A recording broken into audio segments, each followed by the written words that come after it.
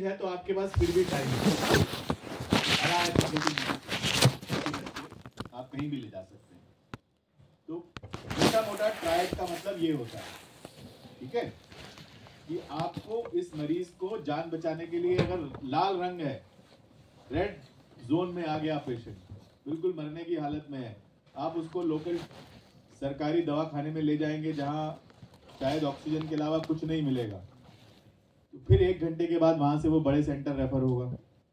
उसमें क्या लॉस होने वाला है हमारा? 1 घंटे का लॉस मिनिमम होगा, और वो 1 घंटा हम क्या बोलते हैं? Golden hour. शाबाश, वो गोल्डन आवर होता है 1 से 2 घंटा। तो अगर वो 1 से 2 घंटा एक सरकारी दवाखाने में निकल गया तो कोई फायदा नहीं है ना। तो वो ट्रायज का डिसीजन आपको लेना है, ठीक है। इसीलिए हम आपको वो सिखाएंगे आज। ये रेड जोन ट्रायल है, ऑरेंज है कि ग्रीन है। तो पहला टी था ट्रॉमा, ट्रॉमा की अवेयरनेस, उसके टाइप, वो हम आपको सिखाएंगे इस पूरे कोर्स में 2 घंटे में। ट्रायज, ट्रायज का मतलब लाल है कि ऑरेंज है कि हरा है। लाल है तो इमरजेंसी है, जितनी जल्दी हो सके इमरजेंसी ट्रीटमेंट करके भागो और सबसे बड़े अस्पताल में लेके जाओ, उसकी जान आप पे निर्भर है। उसके बाद हमारा काम है आपने हमारे पास पहुंचा दिया। तो ऑरेंज में फिर भी आपके पास टाइम है, आप कहीं नियरेस्ट लेके जा सकते हो, हरे में कहीं भी लेके जाओ। तो ट्रॉमा ट्रायज। तीसरा ट्री क्या है? ट्रीटमेंट। बेसिक ट्रीटमेंट आपको क्या देनी है वो हम आपको सिखाएंगे, ठीक है। और चौथा टी क्या है? ट्रांसफर। ये एक मरीज को ट्रांसफर कैसे करना है उसकी जान बचाते हुए, चाहे ट्रॉमा एक्सीडेंट की साइड से अस्पताल या 2 अस्पतालों के बीच में। बेसिक चीजें क्या है? मैं आपको एमबीबीएस नहीं कराऊंगा, ना ही मैं आपको एमडी करा रहा हूं। बहुत बेसिक चीजें सिखाऊंगा कोर्स में, जिससे जमीनी हकीकत में फर्क पड़ेगा। तो ये 4 टी कोर्स है जो आज से शुरू कर रहे हैं हम। हमने बड़े बड़े कोर्स किए हैं एज अ डॉक्टर, जो हम सर्जन करते हैं, डॉक्टर करते हैं अस्पताल के अंदर। लेकिन दिक्कत क्या है कि हमारे पास मरीज पहुंचता ही नहीं है। हम उसका क्या करें उस कोर्स का? तो मरीज आप पहुंचाइए ताकि हम बाकी इलाज कर पाए। तो इसलिए ये 4 टी कोर्स आज शुरू हो रहा है, जो फ्री ऑफ कॉस्ट आपको दिया जाएगा। आज आपको एक मॉड्यूल सिर्फ 2 घंटे का है, लेकिन आपको हम दोबारा बुलाएंगे 3 महीने बाद, जब पूरे 1 दिन का ये एक एक चीज समझाएंगे। और साल में 3 बार करेंगे, 4 बार करेंगे। आप चाहेंगे और तो और करेंगे, आप और लोगों को बताएंगे तो हम उनके लिए भी सिखाएंगे। हमारा उद्देश्य क्या है? एम क्या है हमारा? जान बचाना। वो जान बचाने में सहायता आपको करनी है, क्योंकि प्री हॉस्पिटल केयर, हॉस्पिटल से पहले वाला केयर हमारा अभी बहुत नॉन एग्जिस्टेंट या कम है। उसमें आपको हमारी मदद करनी है। सरकार अपना काम बहुत अच्छे से कर रही है, हमें अपना काम करना है, ठीक है। तो आज का उद्देश्य जो है, हमने अवेयरनेस कर दी पब्लिक की पूरे हफ्ते। हम ये एनएचएआई की पार्टनरशिप के साथ, तभी आपको एनएचएआई की तरफ से मैसेज आया कि आपको यहाँ जा ट्रेनिंग के लिए आना है। तो ये एक नया कोर्स है जिसका आपको सर्टिफिकेट मिलेगा। हम उसको चाह रहे हैं कि यूनिवर्सिटी से और बाकी नेशनल बॉडीज से उसकी अक्रेडिटेशन भी हो जाएगी, तो आपके करियर में भी आपको फायदा होगा। तो इस कोर्स का नाम है 4T कोर्स। पहला टी क्या है? ट्रॉमा। दूसरा टी क्या है? ट्रायज, लाल बत्ती, ऑरेंज, हरी। तीसरा है ट्रीटमेंट। आपसे क्या हम ट्रीटमेंट एक्सेप्ट कर रहे हैं? हम ये नहीं चाहते कि आप सर्जन या डॉक्टर बन जाओ वहां पे। चौथा टी है ट्रांसफर, ठीक है। ये हम पूरे 1-1.5 घंटे में आपको सिखाएंगे। कुछ हैंड्स ऑन चीजें कराएंगे, आपको बेसिक चीजें सिखाएंगे जो हम चाहते हैं आप सीखें। और उसमें शर्म करने वाली कोई बात नहीं है, आप जितनी बार आना चाहें आप सीख सकते हैं। तो हमारी पूरी अस्पताल की टीम है, मेरे साथ डॉक्टर्स हैं जो ये कोर्स पूरा करेंगे। उससे पहले हमारे साथ एक हमारे फरीदाबाद की एक एनजीओ फाउंडेशन है, लाइफ फर्स्ट फाउंडेशन, जो ये इन्होंने पूरे हफ्ते में अवेयरनेस फैलाई है। उनके हमारे साथ मेंबर हैं doctor advocate Virdi ji, Sunita ma'am and Dori. और मेरे साथ मेरे न्यूरो सर्जन हैं डॉक्टर प्रदीप और डॉक्टर नागेश, और बाकी मेरी ओटी की टीम है जो यहाँ पे हैं, सब ट्रेनिंग में आपके मदद करेंगी। तो पहले शुरुआत में डॉक्टर एडवोकेट विरदी जी से आपसे कुछ बात करना चाहते हैं, आप कुछ बताना चाहते हैं 5 मिनट, फिर हम कोर्स शुरू करेंगे, ठीक है। Thank you. आइए विरदी जी। विरदी जी लाइफ फर्स्ट फाउंडेशन के चेयरमैन हैं और फरीदाबाद में काफी सालों से बहुत अच्छा काम कर रहे हैं, तो इनके लिए एक जोरदार ताली। नमस्कार साथियों। नमस्कार तो कह दो नमस्कार जी। मेरा नाम एडवोकेट बलजिंदर सिंह विरदी है। डिस्ट्रिक्ट कोर्ट में यही फरीदाबाद में प्रैक्टिस करता हूँ और कुछ समाज के लिए अपना जितना टाइम निकाल सकता हूँ तो मेरी टीम है पूरा साथ देती है। मेरा पूरा जना मिलके हॉस्पिटल के साथ मिलके भी जगह जगह अवेयरनेस करते हैं। अभी हमने एक हफ्ता पूरा डिफरेंट कॉलेजेस में भी गए हैं, इंडस्ट्री में भी गए हैं, अपने रोड सेफ्टी के ऊपर अपना बता रहे हैं। क्यों ऐसी जरूरत पड़ गई है हमें? फिर मैं 5 मिनट से 10 मिनट का बोलूंगा क्योंकि उसके बाद हाईली टेक्निकल सेशन होना है जो डॉक्टर्स की टीम ने लेना। मैंने सिर्फ बेसिक बातें कुछ पता नहीं है कि हर 4 मिनट में एक पर्सन की डेथ सड़क के ऊपर हो रही है। पर डे के 500 लोगों की डेथ हो रही है और साल का अगर डाटा लगाते हैं तो अप्रोक्सीमेट 1,80,000 लोगों की डेथ हो रही है। ये वो पर्सन है जो रोड के ऊपर ही एक्सपायर हो जाते हैं, हॉस्पिटल तक भी नहीं पहुंच पाते। अब उससे ज्यादा कितने घायल होते हैं, घायलों की गिनती का एग्जैक्ट डाटा किसी के पास आज तक भी नहीं है, क्योंकि वो एक कार के अंदर हो सकता है कि वो 4 बंदे ही घायल हुए हैं, किसी बस के अंदर हुए तो पता नहीं कितने पर्सन की वो हो रही है, घायल हो रही है। उन्हीं के हिसाब से देखिए कितने पर्सन हैंडीकैप्ड हो रहे हैं, कितने पर्सन परमानेंटली अपने घर के लिए बॉडी पैरालाइज हो गई है, परमानेंटली अपने डिसेबल्ड हो जाते हैं। तो एक ये बहुत बड़ी हम सबके लिए सोचने वाली बात होती है कि यार हमने सबने मिलकर कैसे उसको चीजों को कंट्रोल करना है। तो उसी के अंदर एक जो हमारा एक रोड सेफ्टी में ई होता है इमरजेंसी सर्विस, जिसमें आप सब हमारे शामिल हो कि हमने कैसे हॉस्पिटल के अपना क्या टाइमली हेल्प करनी है, वो सारा टेक्निकल सेशन डॉक्टर साहब बताएंगे। ये मेरे पास कुछ डाटा है कि फरीदाबाद से रिलेटेड, खासकर मैं कहूँ कि पिछले 3 साल से जो मैंने इसमें डाटा कलेक्ट किया है डिफरेंट एजेंसी से, हरियाणा गवर्नमेंट से मिलके, तो उसके बारे में थोड़ा बताना चाहता हूँ कि कितने % लेडीज की डेथ हुई, बच्चों की डेथ हुई, ड्राइवर्स की डेथ हुई, कितने हुए। ये मेरा डाटा है कि अधिकतर ये डेथ का जो रीजन देखिए, सड़क के ऊपर ये इलीगल कट्स बनाते हैं, लोगों ने अपना बड़ी बड़ी रेलिंग तक को काट दिया, उसके सरिया काट के ले जाते हैं, जो सबसे ज्यादा डेथ की वजह होती है। अधिकतर अगर हाईवे पे देखें, सबसे ज्यादा एक्सीडेंट हम हाईवे को इसलिए ज्यादा प्रोन करते हैं क्योंकि वहां स्पीड व्हीकल होते हैं। सिटी के अंदर भी डेथ होती है, लेकिन 70% डाटा जो है ना वो डेथ किया हाईवे और एक्सप्रेसवे को ज्यादा काउंट किया जाता है। इंटरनल सिटी के अंदर भी 30% से ऊपर डेथ हो रही है, लेकिन सबसे ज्यादा इनका रीजन है सिटी के अंदर ओवर स्पीडिंग या शराब पी के जो गाड़ियां चलाते हैं, उसमें सबसे ज्यादा डेथ उसकी वजह होती है। लेकिन हाईवे पे स्पीड लिमिट और कंट्रोल नहीं, डिस्ट्रैक्ट ड्राइविंग सबसे ज्यादा हाईवे के ऊपर है। या तुम्हें क्योंकि हर ड्राइवर को कोई भी ड्राइविंग अपना करता है तो 4 घंटे से ऊपर अगर वो ड्राइविंग करेगा ना तो आंखें की स्थिति ऐसी हो जाती है, इंसोम्निया उसको कहते हैं, कि यानी कि उसकी पलकें बंद हो जाती हैं। सड़क के ऊपर निगाह होती है लेकिन उसको खुद नहीं पता कितनी आगे निकल गया, और वो एक्सीडेंट की बहुत बड़ी वजह होती है। कहते हैं ना कि पूरा पूरा परिवार ने गाड़ी पीछे ट्राले के अंदर घुसा दी। वो रीजन क्या है यार? क्या उसको ट्राला नजर नहीं आया? क्यों? उस टाइम उसकी आंखें तो खुली थी लेकिन उसका माइंड के ऊपर कंट्रोल नहीं था किस हिसाब से, जो सबसे बड़ी डेथ की वजह होती है। और जिसमें पूरे का पूरे परिवार क्या, गाड़ियां तक खत्म, पूरा खत्म हो जाता सब कुछ। अगर पलटती है तो इतनी बुरी तरह खाई के अंदर भी गिरती है, यानी सारे के सारे, जिसमें 1% भी बचाने के चांस जो है ना मुश्किल हो जाते हैं। ये है कि रीजन है, ये है इलीगल कट्स एंड नेक्स्ट बताइए। ये हमारे रोड यूजर हैं, अधिकतर की पेडेस्ट्रियन की सबसे ज्यादा डेथ होती है। मोटराइज 2 व्हीलर सेकंड नंबर पे आते हैं, सबसे ज्यादा पैदल चलने वालों की डेथ होती है, हमेशा ध्यान रखना। सेकंड नंबर पे आता है मोटराइज 2 व्हीलर वाले। 2 व्हीलर वाले 17 साल से लेके 35 साल के मैक्सिमम जो पर्सन होते हैं जिनकी डेथ रोड के ऊपर। और ये लोग वो वर्कफोर्स होती है जो हमारी एक यानी कि देश के युवा नेता हैं, युवा पर्सन है, जो साइंटिस्ट हैं, डॉक्टर्स हैं, इंजीनियर्स हैं, हम सारे, कोई भी हर पर्सन है इसके अंदर, वकील हर कोई शामिल है, क्योंकि देश की वो एसेट है जिसके अंदर ये पर्सन अपने परिवार को चला रहा होता है। ये सबसे ज्यादा डेथ हुई। तो auto rickshaw, car, jeep, van, taxi. Next, ये फेटल एक्सीडेंट है, वेल इन द 3 ईयर। अब खुद देखिए 172 maximum number of male fatal are the 2 wheeler driver followed by truck, lorry driver, car, jeep driver also not far behind. ये हमने सिर्फ अपने फरीदाबाद से रिलेटेड मैंने डाटा इसके अंदर लिखा है। मैं कहीं नेशनल या स्टेट लेवल का इसके अंदर मेरा कोई वो नहीं है, ये सिर्फ फरीदाबाद के डाटा सोर्स आई रेड जो हमारी गवर्नमेंट की एजेंसी होती है उससे डाटा लिया। अब खुद देखिए कि मैक्सिमम कहाँ डेथ हो रही है, 172 लोगों की डेथ हुई है मोटराइज 2 व्हीलर के अंदर। ट्रक वगैरह से 133 लोगों की डेथ हो रही है, कार, जीप, वैन, टैक्सी के अंदर 80%। तो यानी ये सिंपल आपको सिर्फ मैं एक ओवरव्यू देना चाहता हूं, उससे ज्यादा टाइम नहीं लूंगा। Next, total male accident are 639, 1403 and 428 in the year 2022-23 respectively. There is an increase in number of accident in male from 2022. ये स्पेशल मैं मेल को क्यों कंसीडर कर रहा हूँ, क्योंकि ये पर्सन वो होते हैं जो घर के लिए परिवार की जिम्मेवारियां लेके संभाल रहे हैं।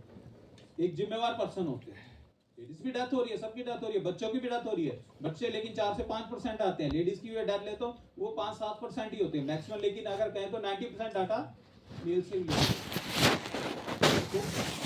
प्रिकॉशन या सबसे ज्यादा हमें ध्यान देना है, इन्हीं के लोगों के ऊपर ज्यादा ध्यान देना है। ये देखिए 423 लोग ड्राइवर्स की इसके अंदर डेथ हुई। ये वो पर्सन है, ड्राइवर मतलब कि वो व्हीकल ओनर जो गाड़ी चला रहे हैं या ड्राइविंग कर रहे हैं, ड्राइविंग सीट के ऊपर होते हैं। सबसे ज्यादा एक्सीडेंट के लिए वो हो जाते हैं। बैक साइड वालों को भी एक्सीडेंट होता है, लेकिन डेथ रेट हो जाता है। नेक्स्ट, ये पिछले 30 साल के अंदर ये भी उसी के अंदर है। पेडिस्ट्रियन ये 46 पर्सन है, पैसेंजर है अपना मोटराइज्ड टू व्हीलर के पैसेंजर 14-12 ये इसमें रहता है। नेक्स्ट, ये 2022-23 का ये हमारे फेटल एक्सीडेंट हुए हैं कि जैसे मैं कहूँ तो 46 फेटल हुए हैं सबसे, यानी और जिसमें ग्रीवियस इंजरीज 36 ये ड्राइवर्स की 2 हुई हैं।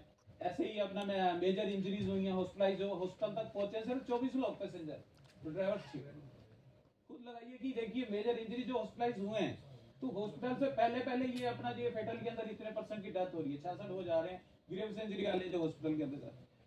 तो ये हमारे लिए चिंता की बात है। ये मैं थोड़ा सा व्यू देना चाहता हूँ कि हमें पता हो कि यार कितने लोग इसके अंदर डेथ हो रही है और कैसे कैसे डेथ हो रही है, पता होना चाहिए। नेक्स्ट,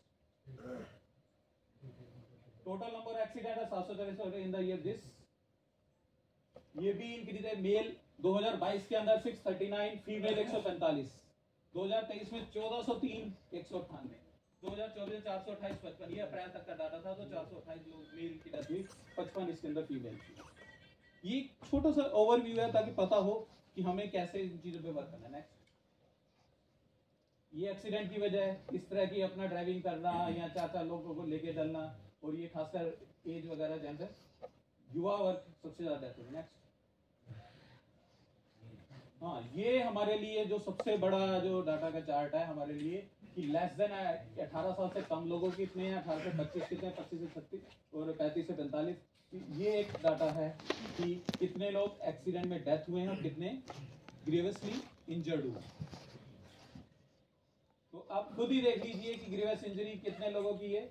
टोटल अगर मैं कहूँ 100, 18 से 25, 15, 27, लेस देन 18, 27 नाबालिग है, 15, 25, 18। तो ये नहीं डिफरेंट एज के 60 साल तक के 11 लोग हैं, 70, 60 से 70 वाले 4 लोग हैं, यानी हर पर्सन की हर एज ग्रुप में डेथ हो रही है। लेकिन मेजर कंपैरिजन 17 से 35 या अगर मैं कहूँ तो 40 के बीच के वाले सबसे ज्यादा डेथ हो रही है। हमें इन चीजों को कंट्रोल करना है। ठीक है, बस मैं इतना ही बताना चाहता था कि हमें आपको सिर्फ ओवरव्यू देना चाहता था कि अभी हमें पता होना चाहिए कि ये डेथ का रीजन बढ़ रहा है। अगर आप ये देखें कि ये ग्राफ मेरा 2024 से 428 इसमें बताया था अप्रैल तक का, तो खुद लगाइए कि साल का कितना होगा। 1,000 लोग हमारे फरीदाबाद के अंदर डेथ हो रही है। देखो कितना बड़ी चिंता की बात है हमारे छोटे से शहर के अंदर कहूँ कि इतनी डेथ हो रही है, और ये हर जगह हो रही है। ये नहीं कहूँगा कि मेरा फरीदाबाद आ गया या दिल्ली में नहीं हो रही है या कहीं और नहीं हो रही है, लेकिन रोड के ऊपर जो भी रोड यूज हो रहा है उनकी डेथ इसका रीजन हो रहा है। हमें बहुत ज्यादा ये हमारा नुकसान है, हमारे देश का नुकसान है। अगर आप इस देश के नुकसान को देखें ना तो 3% ऑफ द GDP हमारा जितना सरकार का बजट बनता है उसका 3% रोड एक्सीडेंट की वजह से जो लॉस होता है, ये बहुत बड़ा लॉस है। क्योंकि हर 4 मिनट में एक डेथ हो रही है। क्या कोई ऐसी बीमारी है जिससे हर 4 मिनट में डेथ हो रही है? और ये इसको कैसे कंट्रोल करना, हम सबने मिलकर कंट्रोल करना है। और जैसे अभी डॉक्टर साहब ने बताया कि एक गोल्डन आवर जो हमारा होता है कि उसके अंदर टाइमली हेल्प हमने कैसे देनी है, वो भी ब्रीफली टेक्निकल सेशन के अंदर आपको बताया जाएगा, ताकि हम एटलीस्ट किसी इंजर्ड पर्सन को टाइमली उसकी लाइफ को बचा सकें। तो आप सबकी ट्रेनिंग आज उसी में ही है। बेस्ट ऑफ लक आप सबके लिए। आप बड़े ध्यान से उसमें जाना, क्योंकि ये बहुत टेक्निकल सेक्शन है और आम बंदे का सेक्शन है। इसके अंदर आपको कोई डॉक्टर नहीं बनाना, लेकिन एक चीज है कि एक हम भी बैठे, मैं भी इसीलिए स्पेशल ट्रेनिंग लूंगा उसकी भी, कि हम अगर भगवान अगर किसी के एक्सीडेंट में हम देख लेते हैं तो उसको टाइमली हम उसकी हेल्प कर सकते हैं। ये हम सबकी नैतिक जिम्मेवारी है। धन्यवाद सर, और धन्यवाद डॉक्टर साहब। थैंक यू विरदी जी। पूर्ति कर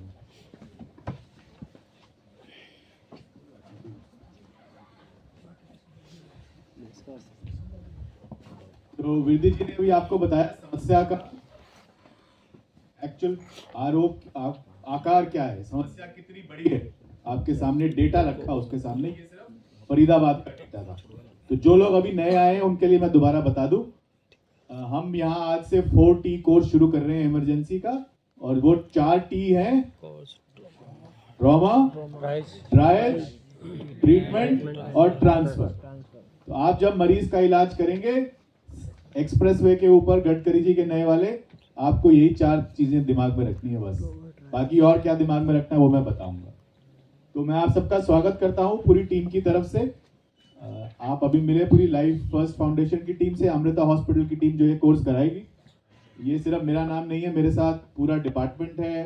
डॉक्टर आनंद हैं जो न्यूरो सर्जरी के हेड हैं, उनकी पूरी टीम है यहाँ पे। डॉक्टर प्रदीप, डॉक्टर अनुराग, डॉक्टर सचिन, और मेरी टीम है doctor Nagesh, doctor Sneha, doctor Shweta.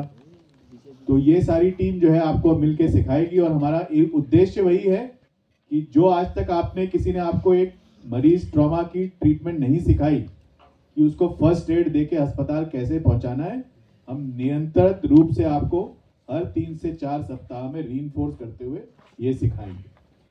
कोई शक, कोई शंका, शुरू करें? Very good.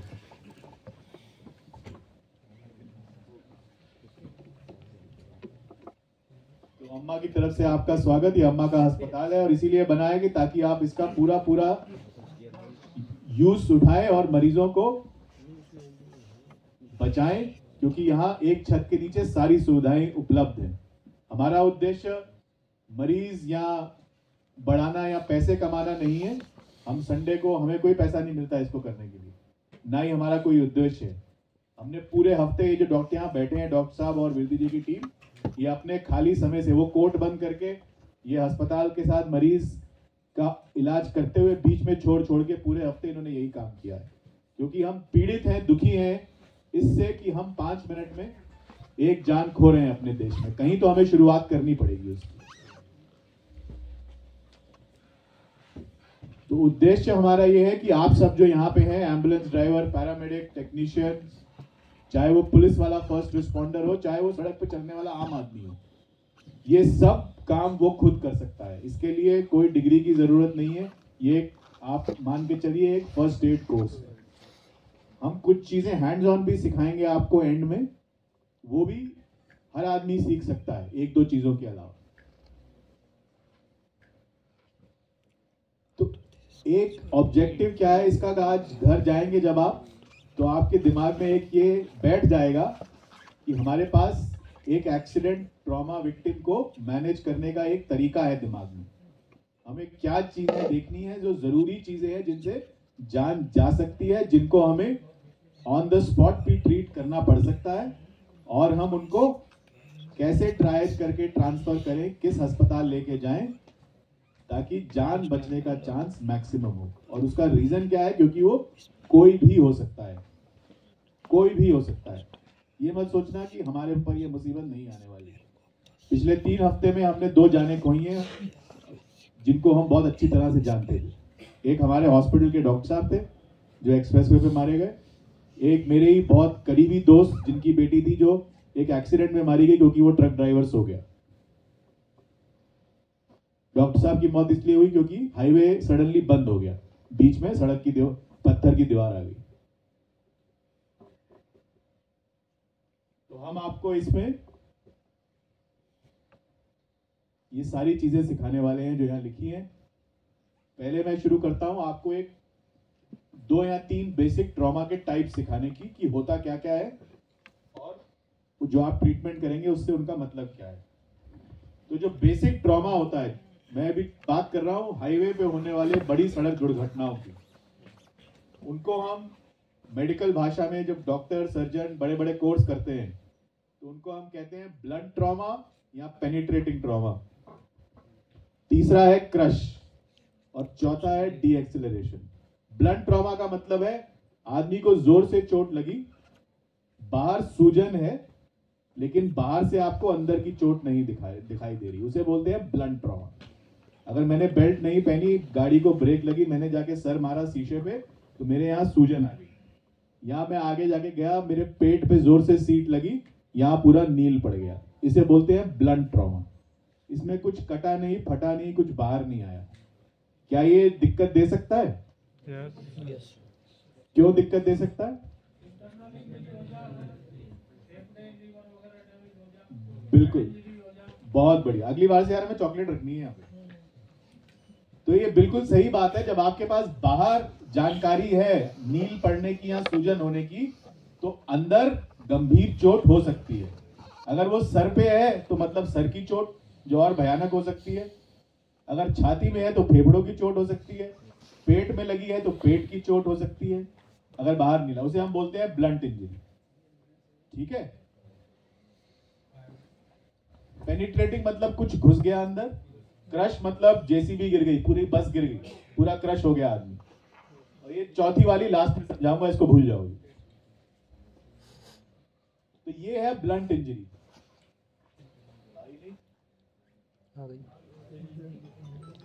ठीक है। तो इससे अंदर अंदरूनी चोट हो सकती है, जो मैंने कहा इंटरनल इंजरी।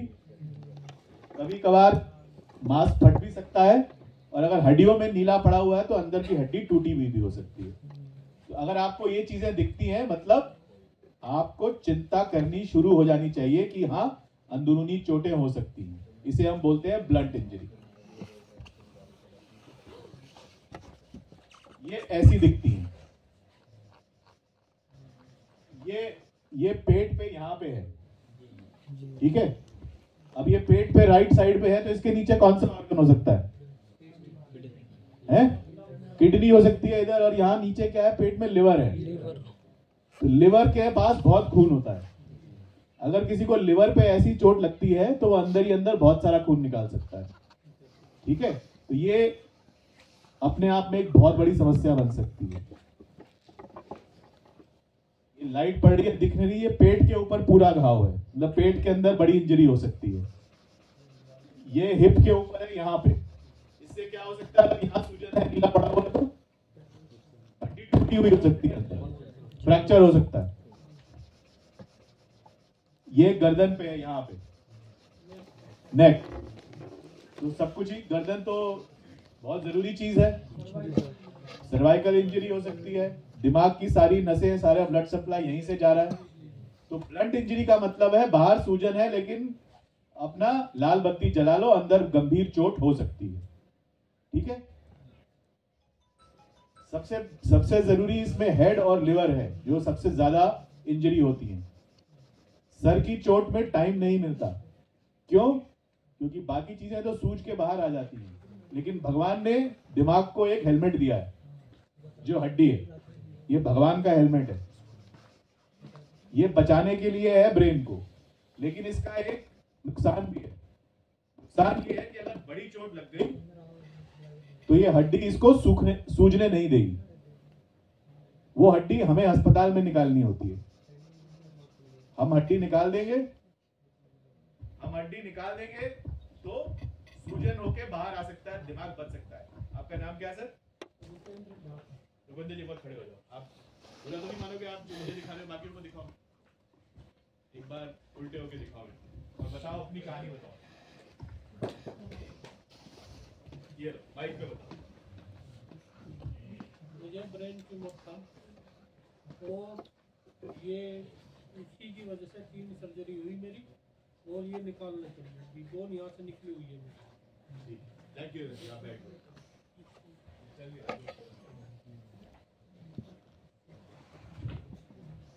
ये इनकी हड्डी निकली है सूजन कम करने के लिए। ये ऑपरेशन के लिए थी, लेकिन जब चोट लगती है तो जहां आप हैं सड़क पे या एम्बुलेंस में, ये हड्डी नहीं निकलेगी, तो दिमाग को सूजन बड़ी होने की जगह नहीं मिलेगी। वो 10-15 मिनट में दिमाग खत्म होना शुरू हो जाएगा। इसलिए अस्पताल लाना बहुत जरूरी है। लिवर के अंदर अगर अंदर चोट है तो वो फैलती जाएगी, खून बहता जाएगा। इसे कहते हैं ब्लंट इंजरी। इसके बाद ये है पेनिट्रेटिंग इंजरी, मतलब बाहर से कुछ अंदर बॉडी के अंदर घुस गया। इसको तो ये है पेनिट्रेटिंग इंजरी, मतलब बाहर से कुछ बॉडी के अंदर घुस गया, सरिया घुस गया, कील घुस गया। आप देखते ही हैं, आपने देखी होंगी ये सारी। अब इसमें आपका काम क्या है? आप सबने ये देखी होंगी, ये छुरा घुसा हुआ है छाती में, ये भी छुरा घुसा हुआ दिखाई दे रहा है। ये इस बच्चे की रॉड घुसी हुई है, ऐसे आपने भी देखे होंगे, आप अस्पताल लाए होंगे।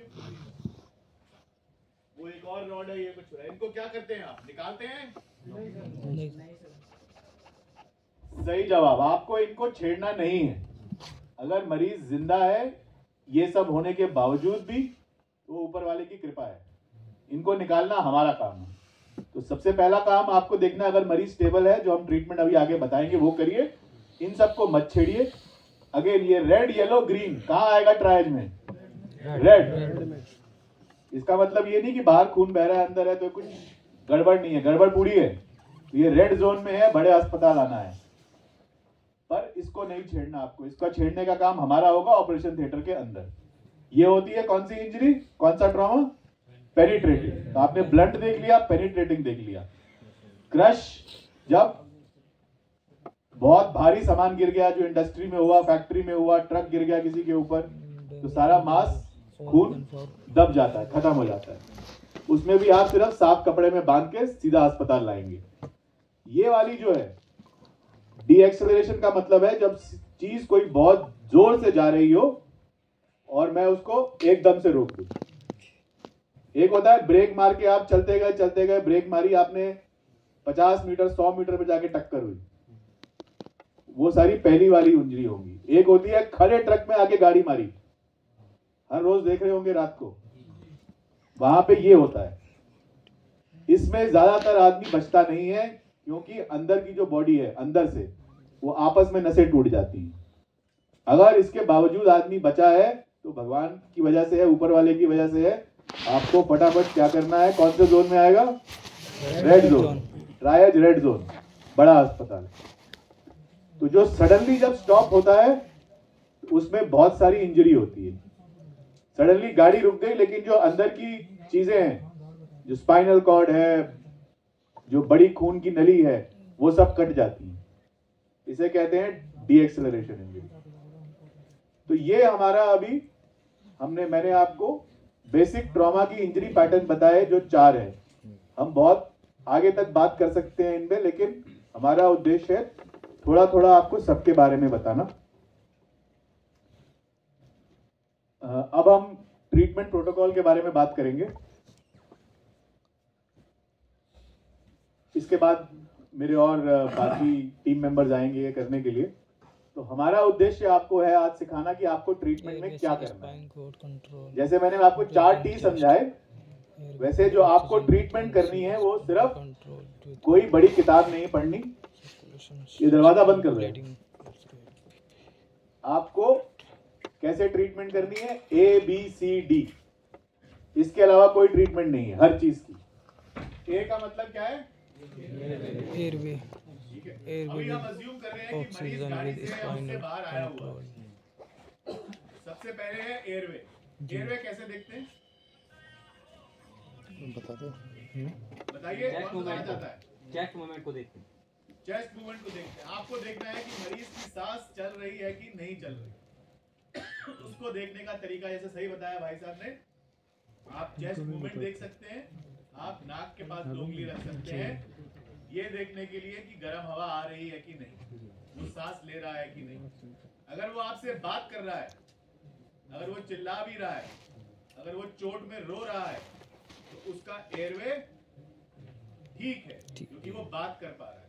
जो आवाज है वो सांस की नली से ही निकल के आती है। ठीक है, तो जब तक मरीज आपसे बात कर रहा है उसका एयरवे ठीक है।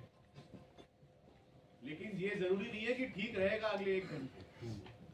एयरवे ठीक है, मैं बात कर रहा हूं, मेरा सांस जा रहा है, मैंने आंखें भी बंद कर ली, नहीं बात कर रहा, लेकिन अगर आप मेरी छाती मूव करते हुए देख रहे हैं, गर्म हवा महसूस कर पा रहे हैं, तो मेरी सांस चल रही है। ये सब क्लियर है? इसमें आप मदद क्या कर सकते हैं? ए के साथ क्या जुड़ा हुआ है? ऑक्सीजन। सबकी गाड़ी में ऑक्सीजन है जी। कोई ऐसा है जिसकी एम्बुलेंस में ऑक्सीजन नहीं है? ये अपने आप में बहुत अच्छी चीज है। ठीक है, ऑक्सीजन बहुत जानें बचाती है अस्पताल पहुंचने से पहले। ऑक्सीजन लगाना नहीं भूलना। जी ठीक है। ऑक्सीजन कैसे लगाओगे? ऑक्सीजन कैसे लगाते हो आप? कौन से मास्क से लगाते हो? ये वाला मास्क देखा है किसी ने? जी पीछे देखा है किसी ने ये वाला मास्क? जी इस मास्क को क्या बोलते हैं? ये थैली वाला मास्क है। इसको बोलते हैं रिजर्वायर बैग। जो लोग पैरामेडिक्स हैं, जो ड्राइवर भाई है, ये समझ लो ये थैली वाला बैग है। अगली बार अस्पताल से जब जाओ बाहर तो ये रखवा लेना अपनी गाड़ी में, जिसकी गाड़ी में नहीं है। ठीक है।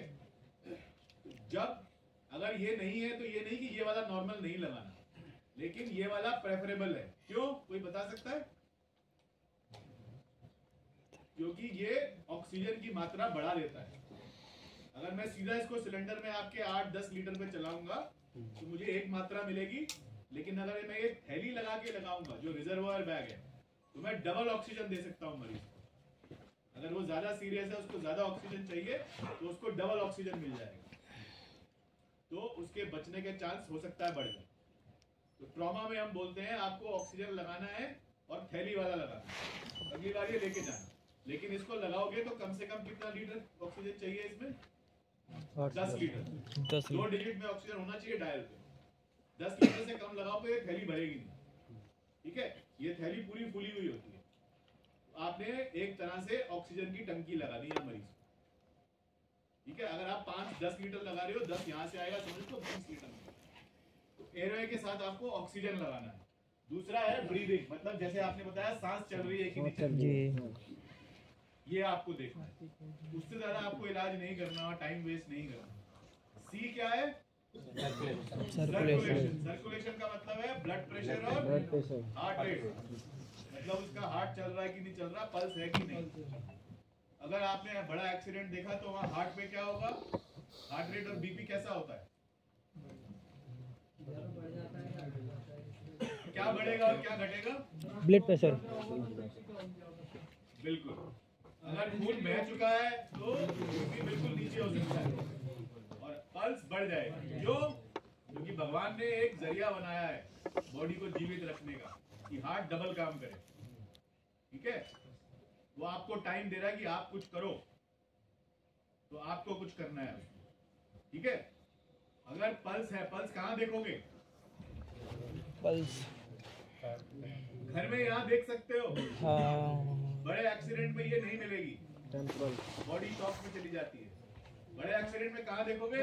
सर यहाँ कैरोटिड पल्स। पल्स ऑक्सीमीटर लगा सकते हो। पल्स ऑक्सीमीटर भी ठंडा मरीज में नहीं आ सकता। बड़े एक्सीडेंट में पल्स आपको यहाँ देखनी है। ये कैरोटिड पल्स। गर्दन की हड्डी 2 उंगली से दबाओगे अपनी हड्डी, देखो एक ही तरफ की देखना, वरना डॉक्टर सचिन बिजी हो जाएंगे। फील हो रही है जी। अगर ये वाली फील हो रही है तो इसका मतलब होता है रफ कि बीपी 80 से ऊपर है, 80 है, ये मान लो। ठीक है। इतना तो होगा मरीज का 70-80 बीपी, अगर ये चल रही है 70 तक मान लो ये चल रही है, तो पल्स कहाँ देख रही है? बड़ी वाली यहाँ। अगर मरीज बात कर रहा है, ठीक है, ज्यादा चोट नहीं आई, तो ये भी होगी। यहाँ देख सकते हो, थाई में देख सकते हो, नीचे देख सकते हो। ये वाली पल्स को क्या बोलते हैं? कैरोटिड। ये वाली रेडियल, ये वाली femoral। नीचे पाँव में भी होती है, लेकिन बड़े एक्सीडेंट में बड़ी पल्स। जी। ठीक है। कैरोटिड। अगर ये नहीं है तो क्या करोगे? पल्स नहीं मिल रही, ये भी नहीं मिल रही, तो क्या करोगे? ऐसा हो सकता है कि ये नहीं मिली और मरीज की सांस चल रही हो। हार्ट बीट चेक कर लो, नहीं चल रही तो क्या करोगे? सीपीआर करोगे। Very good. अभी करेंगे हम। तो ये आपको रिकॉग्नाइज करना है। मान लो जब आपने पहले ए देखा, मरीज सांस ले रहा था, बात भी कर रहा था, जब तक आप बी देख के सी पे पहुंचे पल्स नहीं मिली जी। हो सकता है उसने सांस लेना बंद कर दिया, वापस ए पे जाओ तो क्या करोगे? सीपीआर। ठीक है। अभी पल्स चल रही है, बीपी कम है, आपने चेक किया 140 हार्ट रेट है, बीपी 50 है। आप में से जो पैरामेडिक है, कभी कैनुला डाला है आपने मरीज जी। को? साइड पे डाला है? जी। Very good. बड़े से बड़ा कैनुला जो आप डाल सकते हो बड़ी से बड़ी वेन में, छोटा भी डल जाए तो कोई बात नहीं, डाल के क्या देना है उसको? कोई भी फ्लूइड दे दो जो आपके हाथ लगे, गर्म हो तो अच्छा, नहीं हो तो जो मिले दे दो। और उसके बाद क्या करना है? बाकी चीजें करके भागना है वहां से। ठीक है, अगर बीपी कम है तो फ्लूइड लगाना है, ड्रिप लगानी है। अगर आपको लगानी नहीं आती तो कोई बात नहीं, टाइम वहां पे वेस्ट नहीं करना। अब हम आगे आएंगे। डी, डी का मतलब होता है दिमाग, होश में मरीज है कि नहीं। अलर्ट। हम यहाँ आपको न्यूरोलॉजिस्ट या न्यूरोसर्जन नहीं बनाएंगे, मरीज को सिर्फ यही देखना है कि वो होश में है कि नहीं। जो लोग पैरामेडिक है उनको पता होगा एक सिंपल निमोनिक हम चेक करते हैं F2 से, मरीज अलर्ट है, आपके बात करने पे बात कर रहा है कि नहीं, उसे हम बोलते हैं बी। अगर चूटी काटो या दबाओ तो दर्द में उठ जाएगा, और अगर तब भी नहीं उठ रहा तो वो बेहोश है। जी कौन सा? बेहोश में हो सकता है कि ऊपर की तीन भी काम करनी बंद कर जाए, तो क्या करोगे? मरीज की सांस चल रही थी, छाती मूव कर रही थी, पल्स चेक करी थी, अब यहाँ देखा तो बेहोश है, फिर क्या करोगे? वापस जाओगे ऊपर देखने के लिए कि सांस चल रही है कि नहीं चल रही। अगर तीनों सांसें चल रही हैं, ब्लड प्रेशर भी है, मतलब हेड इंजरी है, अस्पताल लेके भागना है। अगर ये भी नहीं चल रहा और बाकी तीनों भी गायब हो गए तो क्या करेंगे? सीपीआर। मतलब मरीज ने अब जब तक आप नीचे आए सांस लेना बंद हो गया उसका। जब आपको ABC कुछ नहीं मिल रहा, मरीज भी बेहोश है, तो क्या करना है? CPR। अभी मरीज जिंदा है, सांस चल रही है, छाती ऊपर नीचे हो रही है, ब्लड प्रेशर 80 है और वो जवाब भी दे रहा है लेकिन बेहोश है आधा। ठीक है, ई का मतलब बाहरून क्या क्या चोटें लगी है, एक्सटर्नल इंजरी। हो सकता है ये टांग टूटी हो ऐसे पड़ी हो, ओपन फ्रैक्चर हो सकता है ये टूटा हो। तो इसकी पट्टी कैसे करनी है, एम्बुलेंस में कर सकते हो, वो चीजों का ध्यान देना है। कोई इतनी बड़ी चोट है बाहर जहाँ से क्या निकल रहा हो, बहुत सारा ब्लड, उसको आपको साथ साथ ही करना है। वेरी गुड, ये सर अगली बार पढ़ाएंगे आपको, इंस्ट्रक्टर बनाएंगे आपको। आप स्प्लिंट लगाएंगे, बांधेंगे और भागेंगे अस्पताल। स्प्लिंट क्यों लगाएंगे? सपोर्ट के लिए। सारा टाइम यहाँ नहीं जाएगा।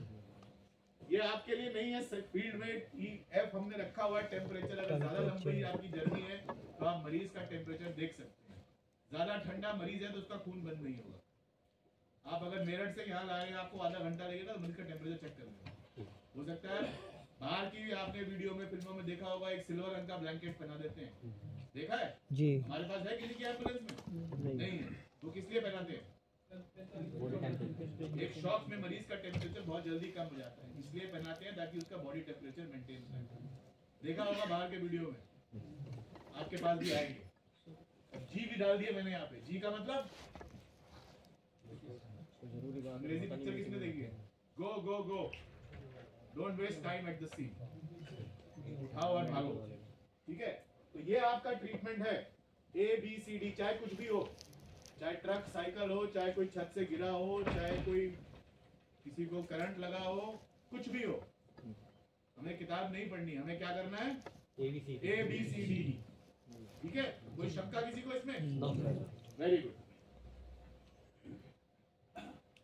हम अगली टॉक पे जाए उससे पहले 2-3 चीजें हैं जो बहुत जरूरी। जब आप ABCD कर रहे हैं, सब कुछ साथ साथ ही चलता है। ऐसा नहीं है कि मैं 5 मिनट A पे लगाऊंगा, 5 मिनट B पे लगाऊंगा, 15 मिनट C पे लगाऊंगा। ये सब चीजें साथ साथ चलती है ताकि आप 5-10 मिनट में पूरा सीन असेस करके, ट्रीट करके आप मरीज को लेके भागे। सही कह रहा हूं मैं? जी। लेकिन कुछ चीजें होती हैं जिनका इलाज अगर आपने वहां पे नहीं किया तो मरीज के बचने की उम्मीद कम होती है, उसे हम बोलते हैं लाइफ थ्रेटनिंग। किसी ने कोई ट्रीट करी है ऐसी, जो सीनियर पैरामेडिक है, कभी ऐसी किया हो कुछ? 1-2 चीजें ही होती है, बाकी जैसे मैंने कहा था हम आपको डॉक्टर नहीं बना रहे।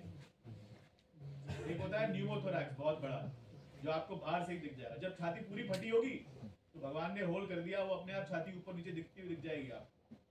वो गंभीर है, लेकिन एक जो छाती में हवा फंस गई थी वो निकल गई।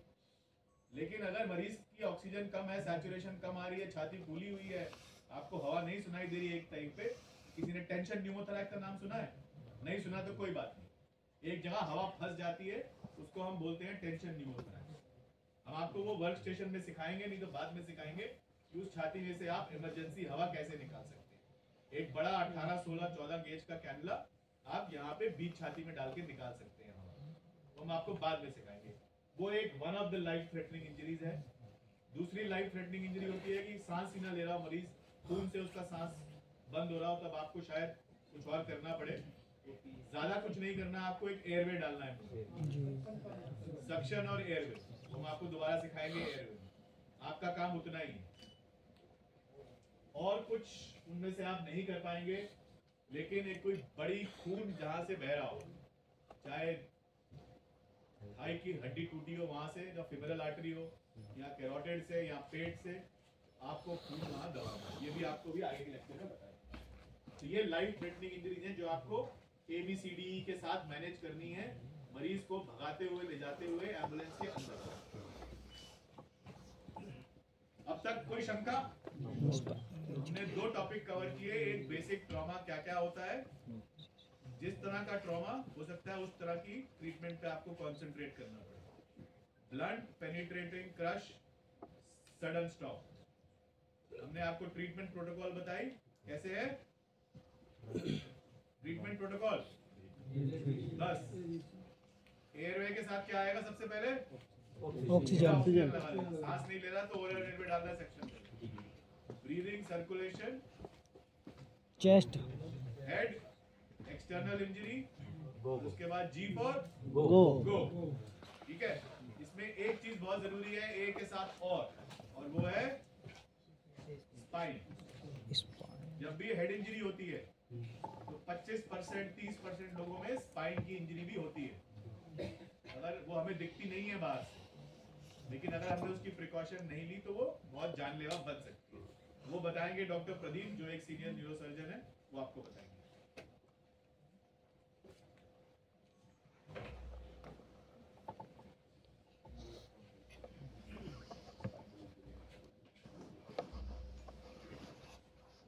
जितने मरीज आप सड़क पे पॉलीट्रॉमा के देख रहे हैं, उनमें से करीबन 25 से 30% मरीज ऐसे होंगे जिनमें किसी न किसी तरीके की स्पाइन इंजरी है, जो हम बाहर से नहीं देख सकते। इसीलिए हमारे लिए ज़रूरी है कि हम इन मरीजों को उस चोट से प्रोटेक्शन दे सकें, क्योंकि आप जो शुरुआती केयर दे रहे हैं, उस समय जब आप उनको अस्पताल ले जा रहे हैं, उस समय आप उस चोट को और बढ़ने से प्रोटेक्शन दे सकें।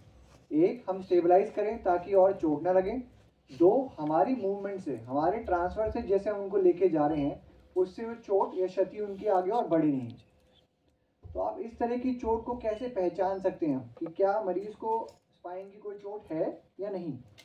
अगर मरीज बेहोश है तो अब मान के चलिए कि उसको स्पाइन इंजरी है। आपको जो हम अभी सेट ऑफ टेक्निक बताएंगे वो आपको उनमें फॉलो करनी है, ताकि हम उनकी स्पाइन की चोट आगे बढ़ने से रोकें। यदि मरीज होश में है और वो कहता है कि उसको गर्दन में या पीठ के किसी हिस्से में दर्द है, तो भी आप मान के चलेंगे कि उस व्यक्ति को स्पाइन इंजरी है। केवल ऐसा व्यक्ति जो होश में है, किसी तरह की दर्द की कंप्लेंट नहीं कर रहा है, उसके दोनों हाथ दोनों पैर की गतिविधि ठीक है और कहीं किसी हाथ या पैर में सूनापन नहीं कह रहा है, इस व्यक्ति को आप मान सकते हैं कि इसको स्पाइन इंजरी नहीं है।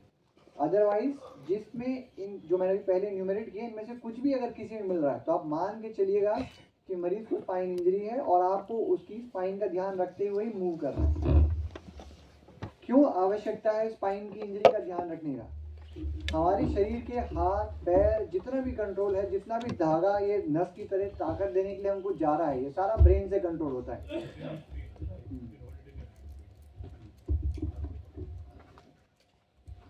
तो स्पाइन का जो काम है वो इन सारे धागों को हमारे हाथ और पैरों से हमारे ब्रेन तक जोड़ता है कंट्रोल के लिए। तो यदि यहाँ पे अगर चोट आएगी तो उसकी वजह से हमारे हाथ और पैर की कंट्रोल पे आजीवन फर्क पड़ सकता है, और शुरुआत के इन चंद घंटों में आप उसका ध्यान रख के उस मरीज को एक सारी जिंदगी के लिए प्रोटेक्शन दे सकते हैं। किस तरीके से आपको ये प्रोटेक्शन देनी है?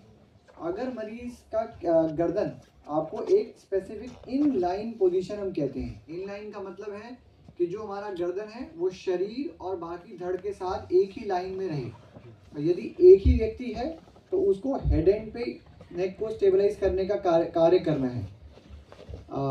इसके अलावा आपके पास कुछ और उपकरण भी रहेंगे, जैसे कि ये हार्ड सर्वाइकल कॉलर। इसकी प्राथमिक केयर में बहुत ही इम्पोर्टेंस है। ये हम आपको अभी आगे एयरवे करते टाइम इसको भी आगे दिखाएंगे। इससे भी आप नेक को फर्दर स्टेबलाइज कर सकते हैं ताकि उस व्यक्ति की गर्दन में आगे चोट नहीं आए। इसके अलावा जब आपने गर्दन को स्टेबलाइज कर लिया है, यदि एक ही व्यक्ति है तो कंधे पे हाथ रख के दोनों एल्बो के बीच में व्यक्ति के सर को उस हिस्से को रखेंगे ताकि हम उसको स्टेबलाइज कर सकें। किसी की एम्बुलेंस में है सर्वाइकल कॉलर? जी है जी। किसके पास नहीं है हाथ खड़ा करो। सबके पास है एम्बुलेंस में? ये प्रोग्रेस है। जिसके पास नहीं है वो डेमोन्स्ट्रेट कर सकता है कि उसके बिना किसी स्टेबलाइज वेरी कर। गुड। किसने यूज किया है एक्सीडेंट पे कि वो थैली में ही पड़ा रहा? यूज किया है तो फिर फायदा क्या हुआ होने का? आज सीख के जाना, और जब अगला एक्सीडेंट मिले जिसमें मरीज को गंभीर चोट लगी हो उसको लगाना सीखना, लगा के ले आना। किसी ने वो ब्लिंकिट एम्बुलेंस की फोटो देखी थी? एम्बुलेंस में एम्स में अभी आई थी, हर जगह घूम रही थी सोशल मीडिया पे। आपकी भी फोटो आएगी अखबार में कि आप सर्वाइकल कॉलर लगा के मरीज को लाए। सिर्फ सर्वाइकल कॉलर के साथ आपको एक चीज की आवश्यकता और है। यदि आप मरीज को इस तरह के बोर्ड पे शिफ्ट कर रहे हैं तो उस कॉलर के साथ आपको उसके हेड को स्ट्रैप करना है इसके साथ, ताकि उसका 3 पॉइंट फिक्सेशन रहे। यदि आपके पास कॉलर नहीं है तो आप, अगर केवल 2 थैली है आपके पास, जैसे सैंड बैग भी है, तो वो भी आप गर्दन की दोनों तरफ रख के उसको स्ट्रैप करके इसके साथ आप रोक के सपोर्ट दे सकते हैं। हाँ, इस इमेज में हम आपको दिखा सकते हैं कि जैसे व्यक्ति ने कॉलर लगाया हुआ है और कॉलर के साथ आप उसको हेड बोर्ड के साथ स्ट्रैप करके नेक को उसको सपोर्ट देंगे ताकि उसकी गर्दन स्ट्रेट रहे। तो हमारा उद्देश्य तो गर्दन को सिंगल लेवल पे यानी इन लाइन स्टेबलाइज करने का है, लेकिन कब गर्दन को ऐसे स्टेबलाइज नहीं करना है। कोई अगर छोटा बच्चा है जिसको किसी वजह से बचपन से ही गर्दन टेढ़ी रहती है, उसको टॉर्टिकोलिस बोलते हैं, तो हो सकता है जन्मजात उसकी गर्दन टेढ़ी रहती है, तो उसको वापस रिड्यूस करने का प्रयास नहीं करना है।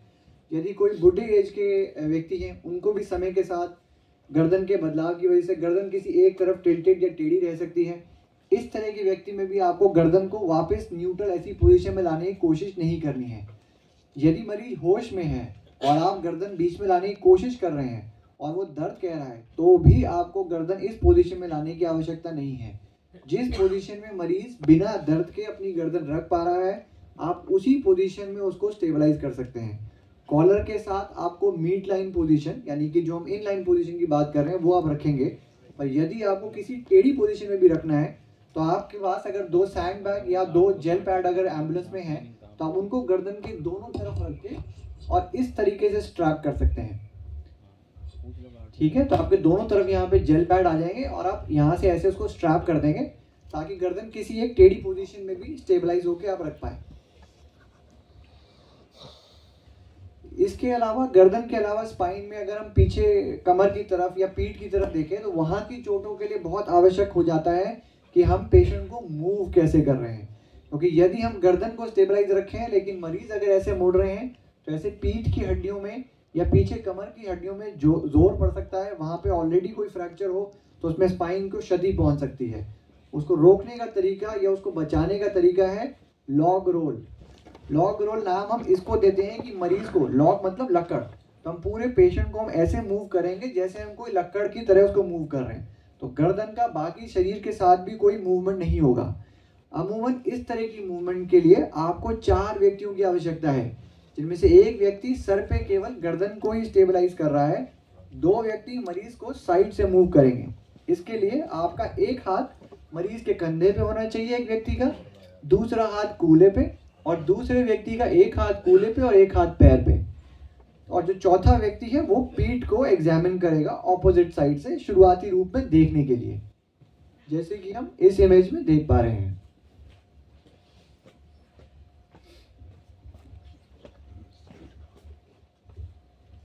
मरीज का चौथा एस्पेक्ट जो हमारे लिए आता है वो है ट्रांसफर, कि अब हमने जब पेशेंट को स्टेबलाइज कर लिया, हमने इंजरी के पॉइंट ऑफ व्यू से उसको असेस कर लिया, अब हमें उसे मूव करना है।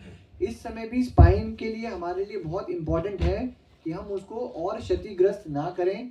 हमने मरीज को उसी स्टेबल पोजीशन में मूव करना है ताकि उसकी चोटों में हम और कुछ जोड़े नहीं। तो उसमें आपकी मदद करने के लिए स्पाइन बोर्ड के अलावा एक ये स्कूप भी उपकरण रहता है। स्पाइन बोर्ड इस्तेमाल करने के लिए आपको लॉग रोल करना है, यानी गर्दन को जब आपने स्टेबलाइज कर लिया, हमने कॉलर लगाने की बात की, हम आगे अभी और देखेंगे कॉलर कैसे लगाया हमने। फिर हमने पेशेंट को लॉग रोल कैसे दिया ये भी हम आपको डेमोन्स्ट्रेट करेंगे। लॉग रोल देने के बाद हम पीछे ये स्पाइन बोर्ड लगा सकते हैं और स्पाइन बोर्ड लगाने के साथ हम पेशेंट को स्ट्रैपिंग करेंगे सर से अलावा बाकी शरीर की भी, ताकि पेशेंट ट्रांसफर के टाइम में स्पाइन बोर्ड से गिरे नहीं। तो इसके साथ हमारा लॉग रोल का उपयोग आता है। यदि हमारे पास लोग कम है, हाँ, इनमें से किसी ने ये देखा है क्या, ये पहले आप में से किसी ने इसका इस्तेमाल किया है? क्या बोलते हैं इसे? Scope board. Scope, very nice. Spine board भी है, वेरी गुड, यूज करना है। तो अभी हम डेमोन्स्ट्रेशन के टाइम पे स्कूप का इस्तेमाल भी दिखाएंगे। स्कूप का फायदा ये है कि वो मरीज की मूवमेंट और कम कर सकता है। तो आपको जिस बेड पे फाइनली पेशेंट को शिफ्ट करना है उस बेड तक पेशेंट को सीन जहाँ से उसको चोट लगी वहां से मूव करने में ये उपकरण आपकी मदद करेगा, क्योंकि इससे पेशेंट की मूवमेंट हम कम कर पाएंगे। तो जब हम वर्कशॉप के टाइम पे देखेंगे हमें स्कूप और बोर्ड, उसके अलावा लॉग रोल और कॉलर, ये 4 चीजों पे हमको ध्यान देना है।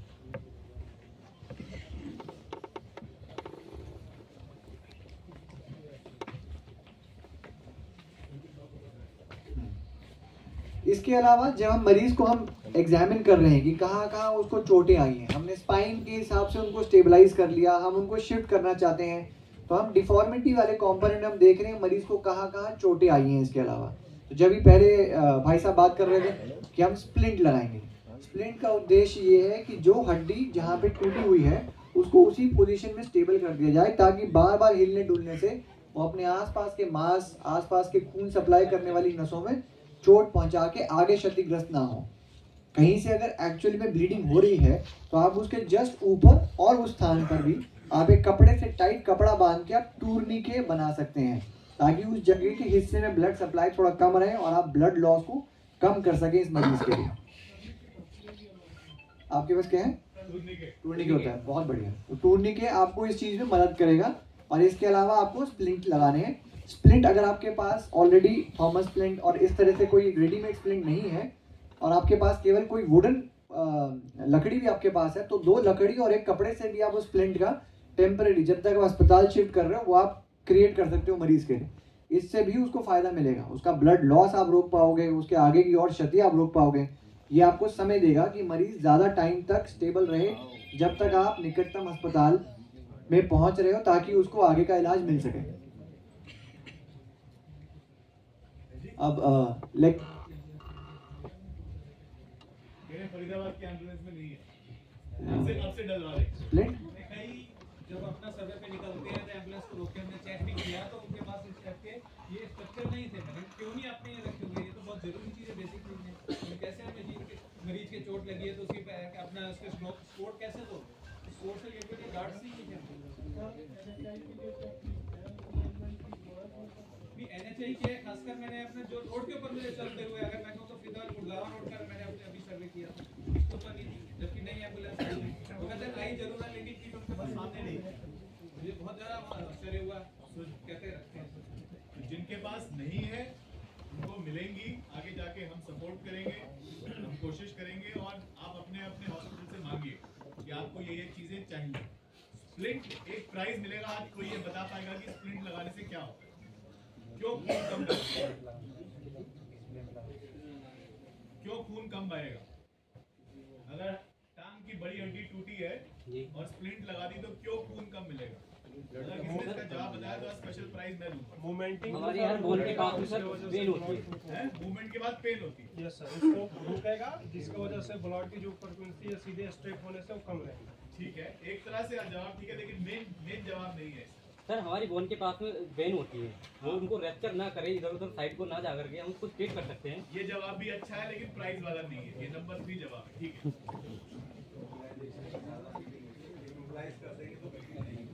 बिल्कुल ठीक है। तीसरा मेन जवाब नहीं है सर। स्प्लिंट लगाने के बाद प्रेशर भी पड़ता है सर, वहाँ पे प्रेशर पड़ता है, ठीक है। इसके पीछे एक फिजिक्स का रीजन है जी।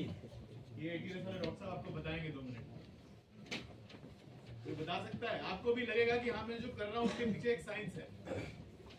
मेरे डॉक्टर साहब बता सकते हैं उसके पीछे साइंस? जी। ये डॉक्टर अनुराग है, ये सीनियर न्यूरो सर्जन। अब ट्रायल के प्रिंसिपल्स के लिए डॉक्टर अनुराग आगे बात करेंगे।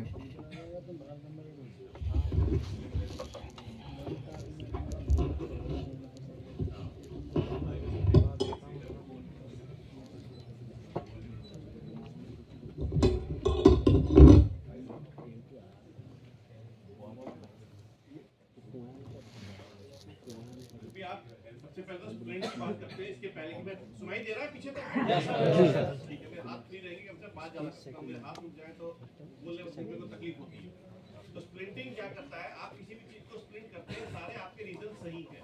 तो स्प्लिंट क्या करता है, आपने किसी भी चीज को, जो आप अगर फोकस देखेंगे ना कि वो कैसे एक चीज कोन बना रहा है, तो कोन की जगह आपने किसी को स्प्लिट कर दिया, आपने उस एरिया को सिलेंडर में कन्वर्ट कर दिया, एक छोटे सिलेंडर में कन्वर्ट कर दिया।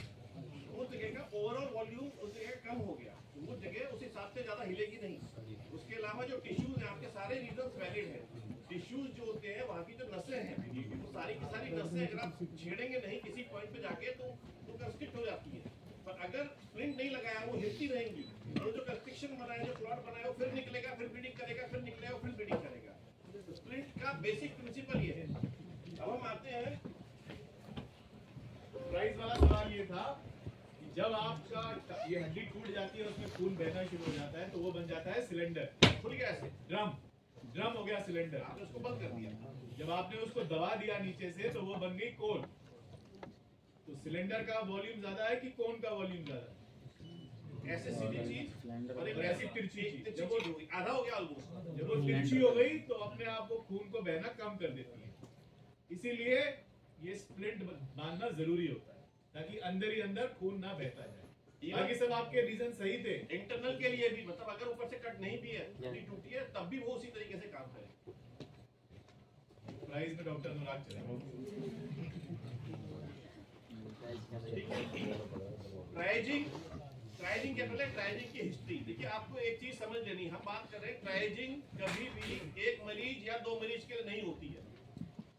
ट्राइजिंग का बैकग्राउंड ये है कि पुराने जमाने में जब लड़ाइयाँ होती थी, ठीक है, आज के तारीख में जब जमाने होते हैं, मैं आर्मी से हूँ, मैं 10 साल आर्मी में काम किया है, तो सबसे बड़ी सारी की सारी जो इंजरीज जो सामने की हो रही है, उन इंजरीज में जो इंसान वहाँ पे लड़ रहा है, उसको मोटिवेशन चाहिए कि मैं आगे, मुझे कुछ होगा तो मुझे पीछे ले आके, मेरा डॉक्टर बैठा है, डॉक्टर वहीं फील्ड पे 20 किलोमीटर 30 किलोमीटर बैठा है, जहाँ पे एक फील्ड हॉस्पिटल सेटअप होता है, जहाँ पे बड़ी बड़ी चीजें, सर्जरी वहीं की वहीं हो रही है। स्पेशली फर्स्ट वर्ल्ड वॉर और सेकंड वर्ल्ड वॉर, जहाँ पे आके ट्रॉमा डिफाइन होना शुरू हुआ।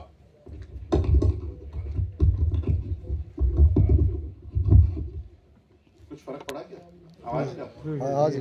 है बेटर? अब शायद और ठीक हो जाएगा। कोई मेरा हाथ रोक लेता है तो मैं पता नहीं बात नहीं कर पाता हूँ, मैनरिज्म है, ठीक है।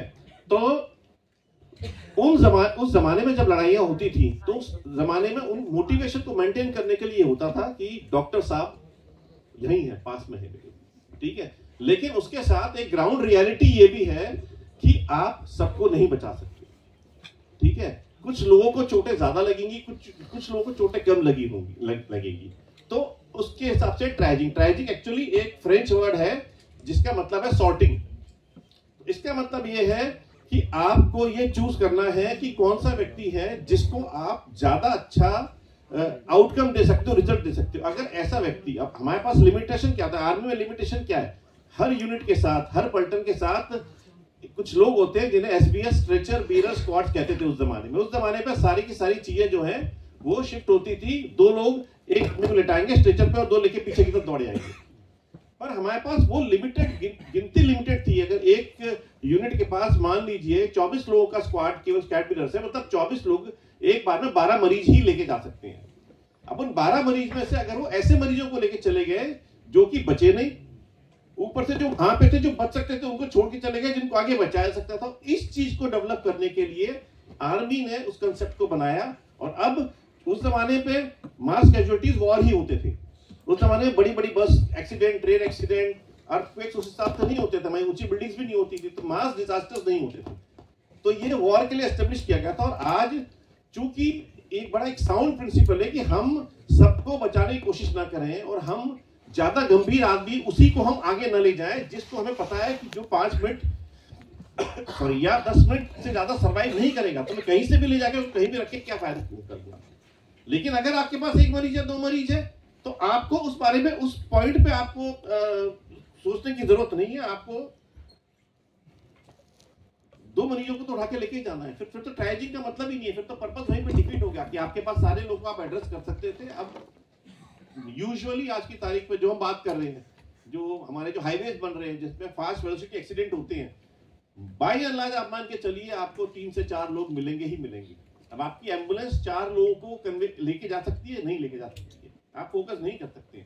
तो उसमें 2 लोग ऐसे हैं जिनको अगली एम्बुलेंस के लिए वेट करना पड़ेगा या जिनको आपको बिठाना पड़ेगा। ऐसा नहीं है कि उनकी तरफ फोकस नहीं करेंगे, पर जो आपकी सॉर्टिंग है, और ये चीज मोस्ट ऑफ द पीपल, जैसे उन्होंने बताया कि कुछ चीजें ऐसी हैं जिनके आपने अगर टेंशन न्यूमोथोरेक्स है और आपने टेंशन न्यूमोथोरेक्स को उस पॉइंट पे हैंडल कर दिया तो वो रेड बन जाता है। उसको ऐसा व्यक्ति है जिसको कि आपको लेके जाना है जल्दी, क्योंकि वो इंजरी ऐसी है जो मैनेज हो सकती है।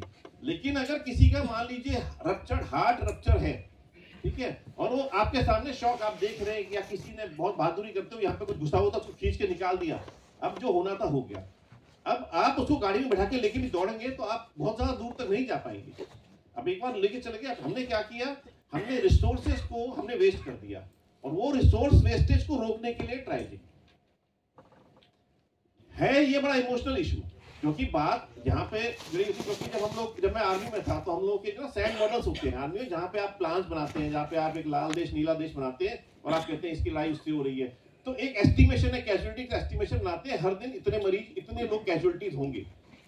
तो जब मेडिकल के सामने ये सवाल फेंका जाता है कि भाई किसको लेके जाना है, किसको नहीं लेके जाना, मेडिकल वाले बोलते हैं कि भाई ये तो बचेगा नहीं, मैं इसको नहीं लेके जाऊंगा। तो ये तो बड़ा इमोशनल है, क्योंकि अगर आपने उसको उस पॉइंट पे वहां पे छोड़ दिया तो बाकी लोग सोचेंगे यार ये तो पता नहीं क्या, मतलब हमारे साथ कुछ होगा, क्या होगा, मैं पता नहीं किस चीज का है। लेकिन फिर भी साइंस यही कहती है कि आपको अपने उन लोगों को चुनना है जिन लोगों को बचाने के चांसेस सबसे ज्यादा है, और वही रिसोर्सेज की यूटिलाइजेशन। दूसरी चीज जस्ट जो अभी तक हमने कवर किया है पार्ट में, देखिए आप समझिए बात को, एक्सीडेंट एक प्रिवेंटेबल चीज है। एक्सीडेंट ऐसी चीज है जिससे अगर हम सही तरीके से फॉलो करें, जिस चीज की कोशिश रिद्धि सर कर रहे हैं, बचा जा सकता है। एक्सीडेंट के मोमेंट, जिस मोमेंट पे एक्सीडेंट हुआ उस मोमेंट पे जो इंजरी हुई उसको प्राइमरी इंजरी कहते हैं।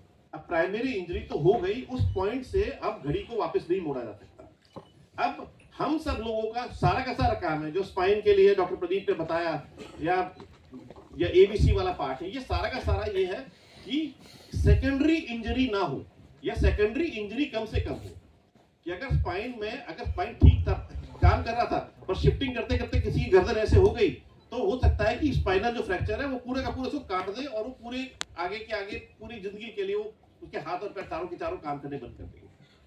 तो ये प्रिवेंटेबल चीज है, इसीलिए बहुत बड़े पैमाने पे हालांकि वॉलनेस लगते हैं, लेकिन सारे के सारे पेशेंट, इवन अदरवाइज जो कि आपको नहीं लग रहा है स्पाइनल इंजरी है और आपके पास रिसोर्सेज है, तो वो स्पाइनल बोर्ड पे ही मूव होने चाहिए, क्योंकि हमारा एम सेकेंडरी इंजरी को बचाना है। अगर हम सेकेंडरी इंजरी को बचा देंगे, और उस सेकेंडरी इंजरी के बाद फिर हमारे पास टाइम आता है कि वो 1 घंटा गोल्डन आवर, और उस गोल्डन आवर के लिए आप, तो गोल्डन आवर में हम लोग नहीं होंगे, आप ही लोग होंगे। उस 1 घंटे में मरीज मैक्सिमम टाइम आप लोगों के साथ स्पेंड करने वाला है, और आप लोगों को ये जो फोकस ऐसी चीज है कि उस टाइम पे आप लोगों का फोकस जो है वो उन लोगों की जिंदगी बदल देगा, उनकी नहीं, उनके घरों की जिंदगी बदल देगा।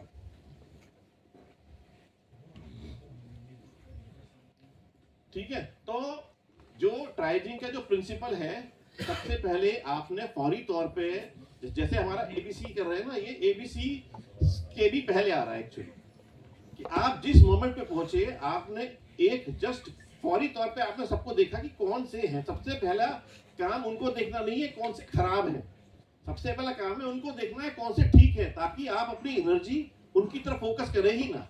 जो ठीक है उनको अपनी फील्ड से हटा दीजिए, अपने दिमाग में उनको कैंसिल कर दीजिए कि मेरे को उसकी तरफ देखना ही नहीं है, अभी ये तो चल जाएगा। अब जो 2 लोग और 3 लोग बचे हैं, तो जब आप ट्राइजिंग और एबीसी कर रहे हैं, ये दोनों चीजें साइमल्टेनियसली चल रही हैं आपके दिमाग में, आपको ये समझ में आना चाहिए मैं किस चीज को बता रहा हूं। इमोशनल डिसीजन नहीं होना चाहिए, डिसीजन ये होना चाहिए कि कौन सा व्यक्ति है, अगर आपको किसी का बीपी नहीं मिल रहा है, किसी के पास नहीं मिल रहा है, इमोशनल मत होइए। सीपीआर अगर कर सकते हैं तो कीजिए, सीपीआर करने से ज्यादा जरूरी है, अगर आपको लग रहा है कोई दूसरा व्यक्ति है जो सिंक कर रहा है, तो उसको लेके अस्पताल की तरफ दौड़ना ज्यादा इंपॉर्टेंट चीज है, रादर देन थिंकिंग कि हम जो है सारा का सारा सीपीआर, वो व्यक्ति जो प्रोबेबली नहीं बच सकता, हम उसको सीपीआर दे रहे हैं, और जो उसके साथ में एक दूसरा व्यक्ति था जो बच सकता था, अगर हम आधे घंटे पहले उसको ले जाते हैं तो उसमें हो जाता। अपने दिमाग में आप अपने रोल बड़े क्लियर कर, आपने जैसे ही डिवाइड किया, आपने सबसे पहले ठीक लोगों को हटा दिया, उसके बाद मेरे पास बचता है कौन से को पहले भेजना है, कौन से को खराब। जब आपने पहले अच्छों को हटाया है, अब आप खराबों को हटाने की कोशिश कर रहे हैं। जब खराब लोगों को आपने हटा दिया कि ये बचने वाला नहीं है, मुझे नहीं लगता ये बचने वाला है, बड़ी बड़ी इंजरीज है। और ये आप लोग सड़क पे रहते हैं, आई एम श्योर, इससे कहते हैं ना कि 80% 90% लोगों को देख के समझ में आता है कि कौन सा बचेगा कौन सा नहीं बचेगा, और वो उसी चीज को एक्सपीरियंस कहते हैं। और आप उस एक्सपीरियंस की बात सुनिए, इमोशनल मत होइए, उस पॉइंट पे इमोशनल नहीं होना है, ठीक है। तो जो क्राइटेरिया थे हमारे, हम लोग के पास क्या एम्बुलेंसेस में डिस्क होती है, कलर डिस्क होती है, क्या प्रायोरिटी की डिस्क होती है, ठीक है। तो प्रायोरिटीज की डिस्क जो है वो आपका देने के लिए है रेड, येलो और ग्रीन। इसके अलावा एक और, चूंकि हम बात कर रहे हैं आर्मी की, एक है ब्लैक। ब्लैक वो है जिसको कि आप कैटर नहीं करेंगे, ये आपके रिसोर्स का वेस्टेज है। अब आपको लेके दौड़ना है तो सबसे पहले रेड जाएगा, उसके बाद येलो जाएगा, और ग्रीन तो ऑब्वियसली किसी भी तरीके से आ जाए। ग्रीन तो पीछे से एक ट्रक आ रहा है, बिठा के पहुंच जाना है, तुम पहुंच जाओगे। छोटे मोटे फ्रैक्चर्स हैं, छोटी मोटी चीजें लोग ठीक दिख रहे हैं, पर उस पॉइंट पे भी जब आप ट्राइजिंग कर रहे हैं तो जो आपने अच्छे लोगों को देखा है उनको भी एक बार एक नजर मार लीजिए कि ये व्यक्ति, क्योंकि 2 लोग अगर आपने ले लिए, शॉर्ट कर लिया आपके एम्बुलेंस में, क्या मैं इनको भी बिठा के, इनमें कोई ऐसा व्यक्ति है जिसको मैं टाइम पे ले जाऊं, क्योंकि आप सारी इंजरीज को उस पॉइंट पे रूल आउट नहीं कर सकते। उस पॉइंट में टाइम की इंपॉर्टेंस है, उस पॉइंट में स्पीड की इंपॉर्टेंस है। जब आपको पता चल गया कि ये रेड है, उस पॉइंट पे जैसे ही आपको डिसाइड हुआ कि वो रेड है, अब आपको ये देखना है कि मैं जिस जगह पे हूं उस जगह से बड़ा अस्पताल कौन सा किस जगह पे है जहां पे इसको ले आके मैं इसको फायदा दे सकता हूं। अगर येलो कलर वाला है तो आसपास कोई नर्सिंग होम भी है जहां पे आप केयर सकते हैं। जो हमारे कहते हैं ना कि जो level 1 hospital, level 2 hospital, level 3 hospital है, तो जो डिस्ट्रिक्ट हॉस्पिटल वाले जो लेवल 3 हॉस्पिटल थे वहां पे आप प्रोबेबली जहां पे आपको न्यूरो सर्जन की रिक्वायरमेंट है, या जहां पे आपको ओपन चेस्ट इंजरीज आपको दिख रही है, को लेना है, तो वहां पे उस पॉइंट पे वहां पे जाके आप टाइम को वेस्ट करेंगे। आपको एक हेल्प मिल जाएगी टाइम पे उन चीजों को स्टेबलाइज करने के लिए, मेडिकल हेल्प मिल जाएगी, बट जो टाइम बढ़ेगा वहां से वहां की शिफ्टिंग के बीच का, वो प्रोबेबली उसके रिजल्ट को जो है एक अच्छे आउटकम से खराब आउटकम की तरह कन्वर्ट कर सकता है, क्योंकि उस व्यक्ति को उस पॉइंट पे एक स्पेशलाइज्ड केयर की जरूरत है जो कि टियर 1 हॉस्पिटल मिल सकती है।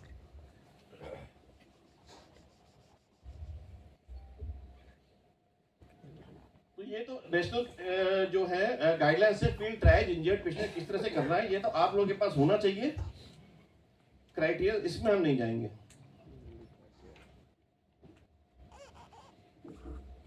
तो ये है ट्राइजिंग की बात। किसी को ट्राइजिंग के पीछे किसी तरह का कोई डाउट है?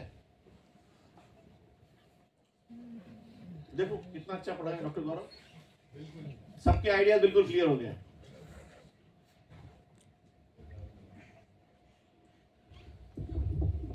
कितने टी हो गए? सब सो गए?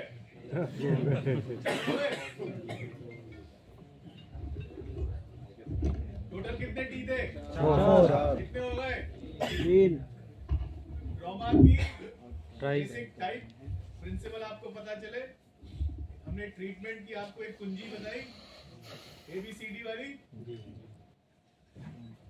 ट्राइजिंग बताई डॉक्टर साहब ने, लाल बत्ती, नीली बत्ती, हरी बत्ती, कैसे डिसाइड करना है कौन ज्यादा बीमार है नहीं है। और अब हम बात करेंगे चौथे टी, ट्रांसफर। ये डॉक्टर सत्यकांत बलुआ है जो सीनियर न्यूरो सर्जन है, ये भी हमारे साथ। डॉक्टर अनुराग बोल रहे हैं। एक चीज मैं मिस कर गया कि अगर जब हम ट्राइजिंग करते हैं तो हमें ट्राइजिंग का एडवांटेज तब है जब आप सेकंड जो जिस जगह पे पेशेंट जा रहा है वो भी उस चीज को उसी तरीके से कर सके, क्योंकि उनका एक्शन उस पर डिपेंड करने वाला है। तो आप जो डिस्क लगाते हैं वो आपको डिस्क किसी प्रोमिनेंट जगह पर लगानी है, कि वो जो दूसरा जो वहां पे जो रिसीव कर रहा है उसको देख के समझ में आएगा ये रेड है, इसको सीधे उस तरफ लेके भागना है, और ये येलो है, इसको वेट किया जा सकता है। अगर 2 येलो है तो दोनों साथ उतरेंगे, अगर एक रेड एक येलो है तो पहले रेड उतरेगा।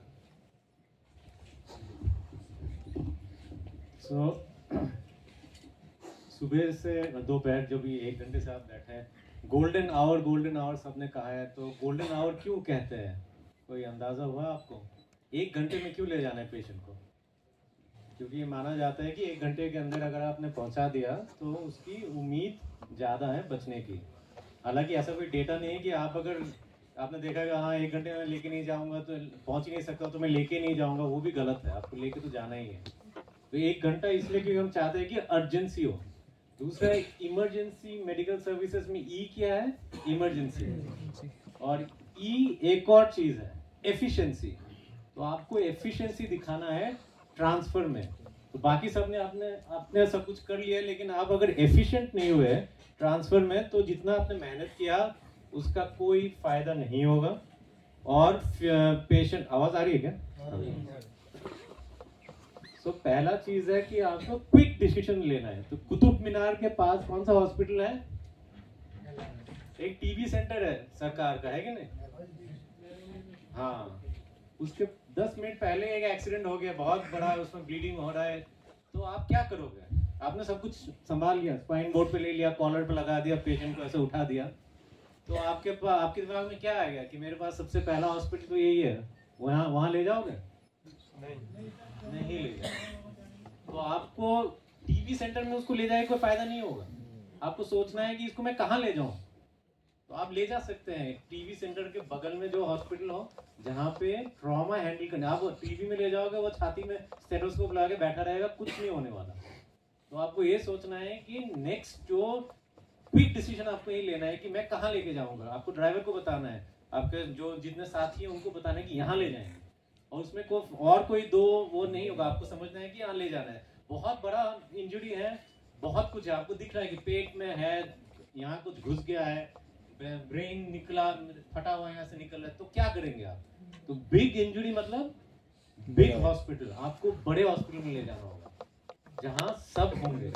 जैसे यहाँ पास में ही अमृता के पास ही अगर कोई इंजरी हो आपके लिए बहुत आसान है, सीधा अमृता ले जाओ कि सब कुछ होगा। तो वैसा आपको सोचना है कि ट्रॉमा सेंटर एम्स के पास अगर हो रहा है, आपका ऑप्शन है दो, सफदरजंग है, एम्स से ट्रॉमा सेंटर ले जाइए, लेकिन वो टीबी वाला हॉस्पिटल में कोई फायदा नहीं होगा। तो एफिशिएंसी में big trauma, big hospital, quick decision आपको लेना है। जब आप उस हॉस्पिटल के बारे में सोच रहे हो, बगल वाले को बोलोगे फोन करो वहां पे कि हम आ रहे हैं, कि आपने उनको बताया नहीं और पेशेंट को लेके पहुंच गए अचानक वहां पे, कुछ नहीं होने वाला है। एक स्टेप आगे पहुंचना है कि गाड़ी से ही फोन कर लें कि हम आ रहे हैं वहां पे। तीसरा है कि ऑक्सीजन, कितनों के गाड़ी में एम्बुलेंस का ऑक्सीजन है?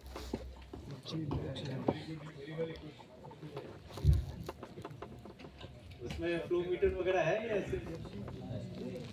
आपको समझ में आता है ऑक्सीजन चालू हो गया, चेक करते हैं लगाते हुए जी हवा आ रही है कि नहीं। बहुत बार ऐसे हुआ है कि लगा देते हैं, मास्क ऑन किया और चल ही नहीं रहा है कि उस दूसरे एंड का कनेक्शन ढीला है।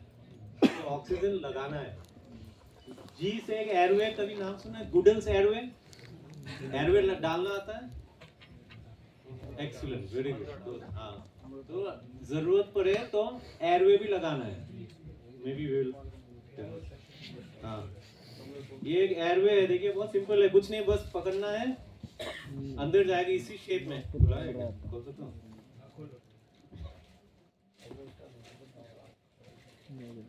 तो ये एयरवे है, काफी सिंपल है, काम को सर आगे करने से क्लियर हो जाएगा। एक्सीलेंट, अंदर जाएगा और यहाँ से फिर आपका ऑक्सीजन भी बढ़िया जाता रहेगा, नाक से नहीं मिलना, हवा तो जाएगा ही।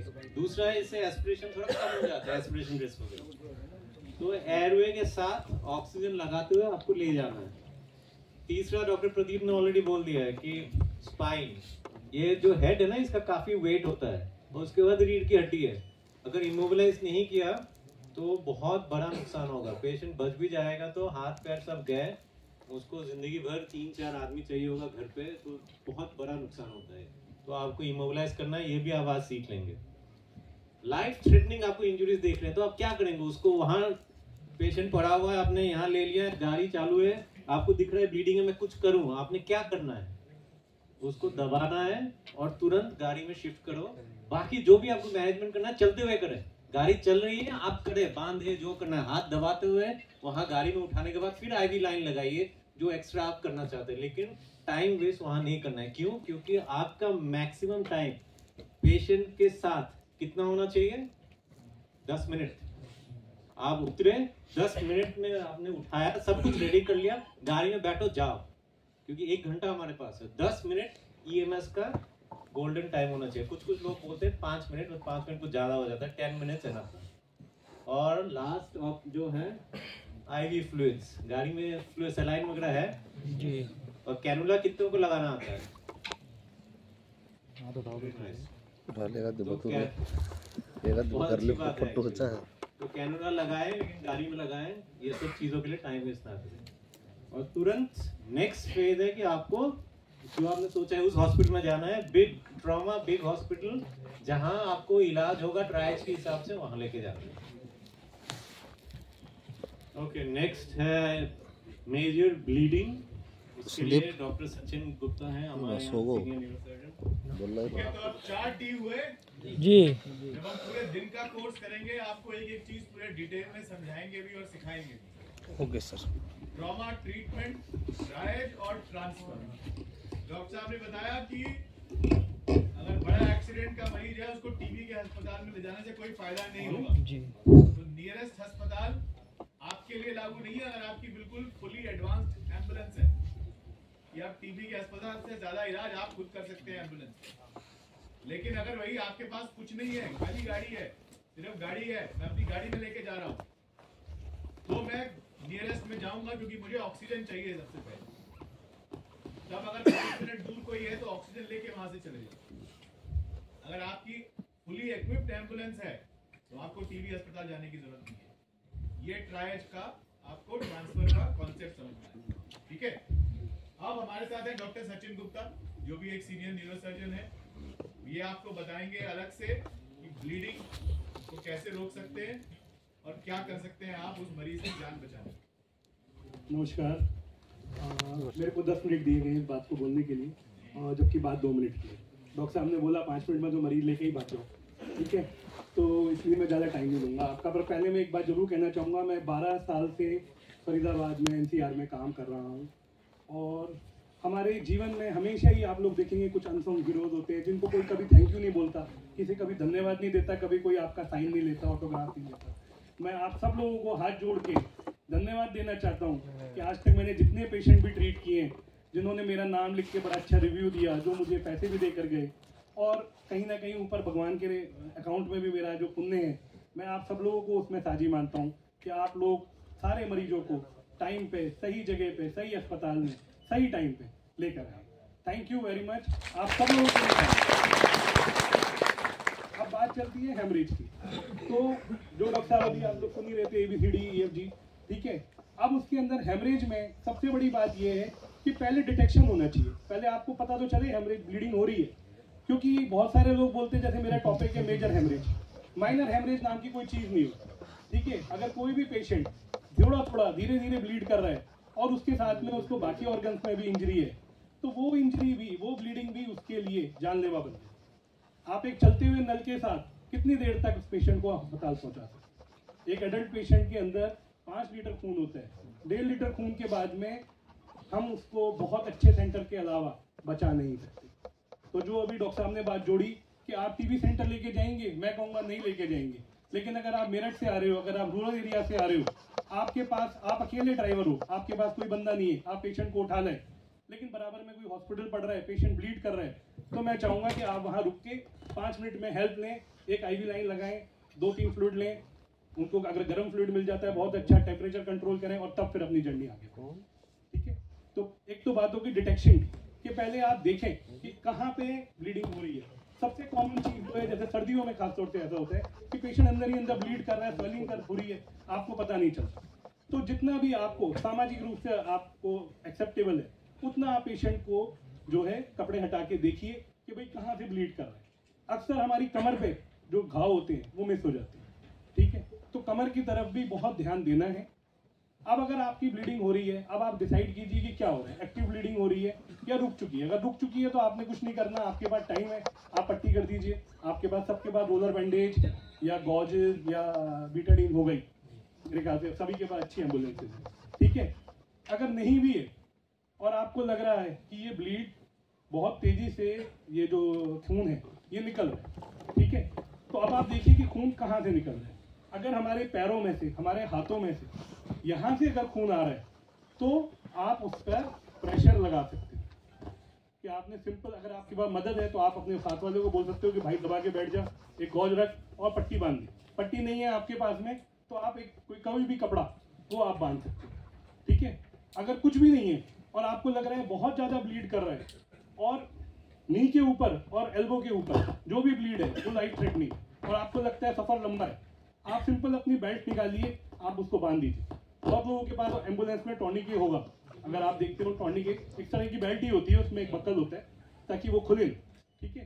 टॉर्निके अगर आप बहुत देर लगा दोगे हो सकता है उसकी टांग चली जाए, लेकिन हम यहाँ जान बचाने की बात कर रहे हैं, हम टांग की बात ही नहीं कर रहे।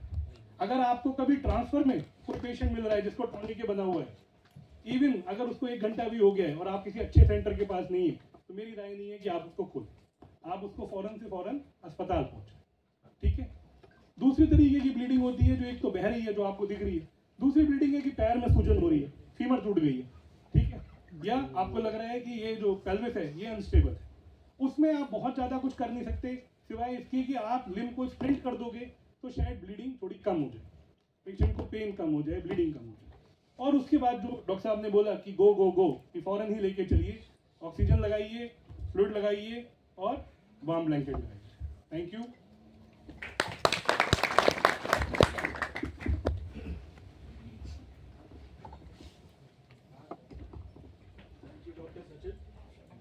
आपने बड़ी जल्दी ब्लीडिंग रोकी। 5 minute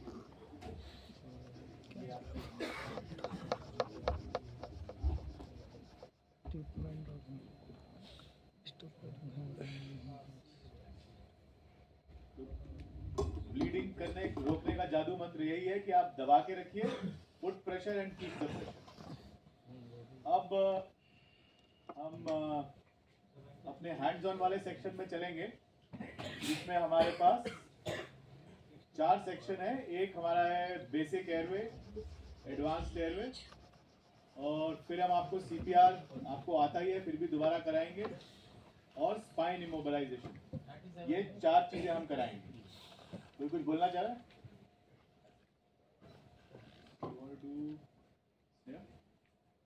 talk about the basic airway. And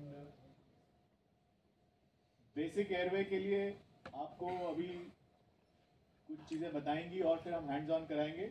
ये मेरे साथ हैं डॉक्टर स्नेहा पंडित, ये हमारे साथ न्यूरो एनेस्थीसिया में कंसल्टेंट स्नेहा का।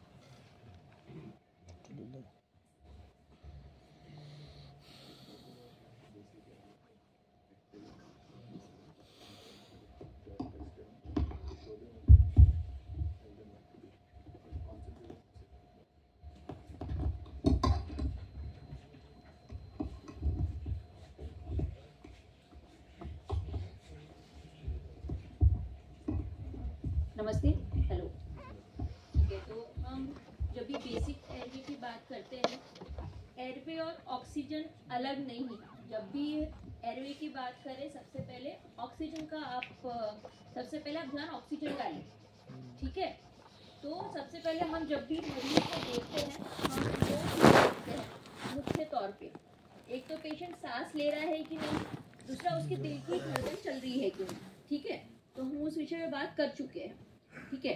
अभी आप जब भी मरीज के पास जाएंगे उससे पहले आप उसको पूछने की कोशिश करेंगे कि आप कैसे हो, क्या नाम है, ताकि आपको मरीज का जो प्रथम कंडीशन है वो पता चले कि क्या है, ठीक है। अभी यूजुअली जैसे पहले बताया गया कि अगर मरीज बात कर रहा है तो ये बहुत ज़्यादा चांस है कि उसका एयरवे ठीक है, कुछ गलत नहीं है। लेकिन अगर मरीज बात नहीं कर रहा है तो आपका, अब ये सारी चीज़ें सब साथ में चलती है, ठीक है। तो आप एक बार नस देखोगे और दूसरा आप सांस ले रहा है कि नहीं देखोगे।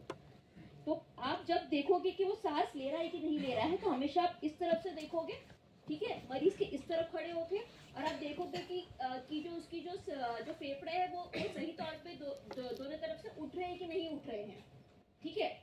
अगर वो नहीं उठ रहे हैं तो आप सबसे पहले ऑक्सीजन लोगे, ऑक्सीजन लगाओगे, ठीक है। और जैसे बात किया कि हमारे पास 2 तरीके के ऑक्सीजन मास्क होते हैं, ठीक है।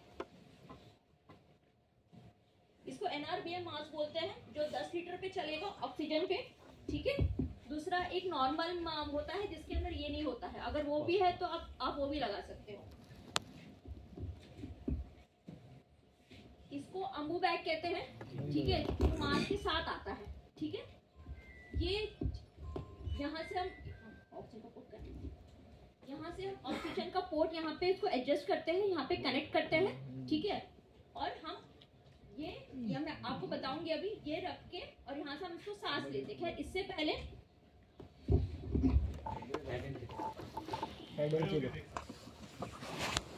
जी